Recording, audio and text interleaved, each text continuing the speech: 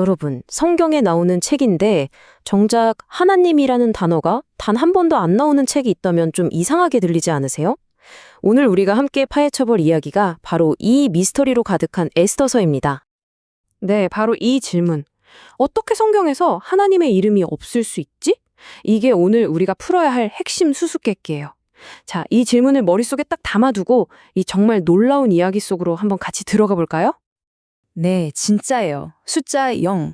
에스더서 전체를 아무리 뒤져봐도 하나님, 야훼, 주님 이런 단어가 아예 안 나옵니다.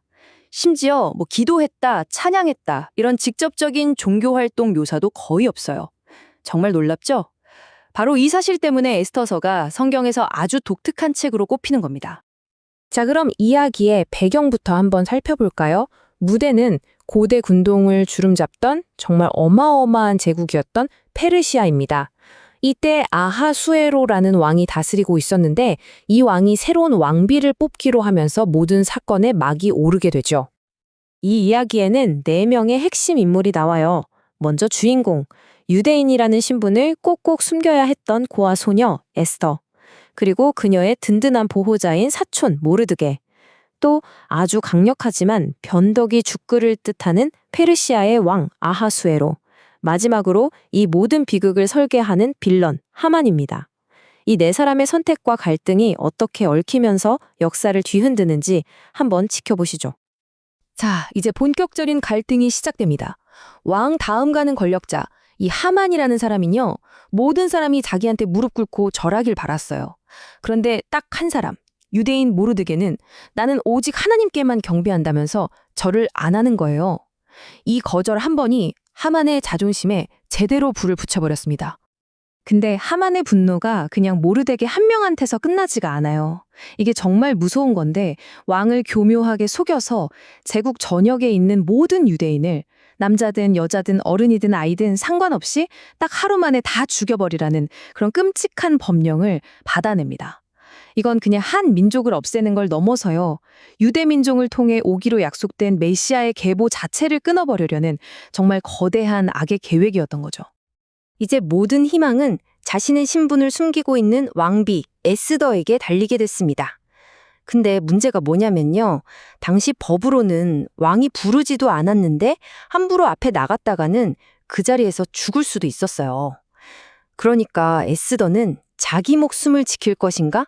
아니면 민족 전체의 운명을 구할 것인가? 이 엄청난 선택의 기로에 놓인 거죠. 바로 그때였어요. 모르드게가 에스더에게 정말 유명한 말을 던지죠. 네가 왕비가 된 게 어쩌면 바로 지금 이 순간을 위한 게 아니었을까? 와, 이건 그냥 용기를 내 수준의 조언이 아니에요. 이건 너의 인생이 바로 이 일을 위한 운명이었을지도 모른다. 거대한 계획의 주인공이 되어라 하는 아주 강력한 메시지였던 겁니다. 이 한마디, 죽으면 죽으리이다. 에스더의 모든 결심이 이 안에 담겨 있습니다. 그래, 내 민족을 구할 수만 있다면 내 목숨 기꺼이 버리겠다. 그녀는 모든 걸 걸고 왕에게 나아가기로 마음먹은 겁니다. 정말 엄청난 용기죠. 이건 그냥 행동이 아니라 믿음 그 자체였어요. 자, 지금부터가 진짜 하이라이트입니다. 이야기가 정말 숨막히는 반전으로 치닫기 시작하거든요. 도저히 일어날 것 같지 않은 기막힌 우연들이 계속해서 터지면서 상황이 완전히 180도 뒤바뀌기 시작합니다. 이 타임라인 좀 보세요. 정말 소름 돋지 않나요? 하만이 모르드게를 죽이려고 교수대를 세운 바로 그날 밤에 왕이 잠이 안 와요. 그래서 심심해서 궁중일기를 읽는데 하필 모르드게가 자기를 구했던 기록을 발견하죠. 그리고 바로 다음 날 에스더의 잔치에서 모든 게 폭로됩니다. 이 모든 일이 단 72시간 만에 정말 완벽한 타이밍으로 착착 맞아떨어지면서 하만의 계획을 산산조각 내버리는 거예요. 진짜 보이지 않는 누군가가 뒤에서 다 조종하는 것처럼요. 결과는요?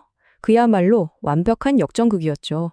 하만은 자기가 모르드게를 달려고 만든 바로 그 교수대에 자기가 매달리게 되고요. 모르드게는 하만의 자리를 차지해서 총리가 됩니다. 그리고 죽음 직전에 몰렸던 유대인들은 구원을 받게 되죠. 이 기적 같은 구원의 날을 기념하는 게 바로 불임절이라는 축제예요. 자, 그럼 이제 우리 맨 처음 던졌던 질문으로 다시 돌아가 봐야겠죠?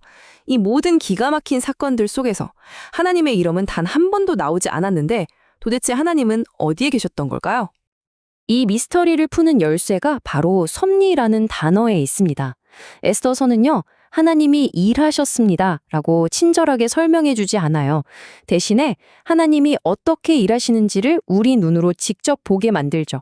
그 모든 우연처럼 보였던 일들 뒤에 사실은 보이지 않는 하나님의 손길, 바로 그분의 섭리가 작용하고 있었던 겁니다. 그러니까 핵심은 이거예요. 이 이야기는 단순히 한 민족이 위기에서 구출되었다는 걸로 끝나지 않아요. 더 큰 그림이 있는 거죠. 이건 하나님께서 내 백성을 통해 온 세상을 구원하겠다고 하셨던 아주 오래된 약속, 그 언약을 반드시 지키신다는 걸 보여주는 증거입니다. 메시아가 오실 길을 지키기 위해 그분은 자기 백성이 사라지도록 절대 내버려 두지 않으셨던 거예요. 한 걸음 더 나아가면 에스더의 이야기가 예수님의 구원 사역을 미리 보여주는 그림자, 일종의 예고편 같다는 해석도 있어요. 이 표를 한번 같이 볼까요? 왕 앞에서 자기 백성을 위해 목숨을 걸었던 에스더, 그리고 하나님 앞에서 모든 인류를 위해 실제로 목숨을 바치신 예수님. 에스더가 자기 민족을 육체적 죽음에서 구했다면 예수님은 모든 민족을 영적인 죽음에서 구원하셨죠. 정말 놀랍도록 닮아있지 않나요? 그럼 이 오래된 이야기가 오늘을 살아가는 우리에게는 어떤 의미가 있을까요? 몇 가지 중요한 교훈이 있어요. 첫째, 하나님이 침묵하시는 것 같고 보이지 않는 것 같은 순간에도 그분은 분명히 일하고 계신다는 거. 둘째, 여러분이 지금 있는 그 자리, 그 역할이 우연이 아니라 어쩌면 이때를 위함일 수 있다는 사실. 그리고 마지막으로 믿음을 지키려면 때로는 에스더처럼 엄청난 용기가 필요하다는 걸 알려주죠.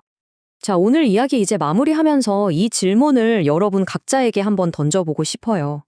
에스더에게 이때가 있었던 것처럼 어쩌면 여러분이 지금 서 있는 그 자리, 하고 있는 그 일이 바로 하나님의 보이지 않는 손이 예비하신 결정적인 순간을 위한 것일지도 모릅니다.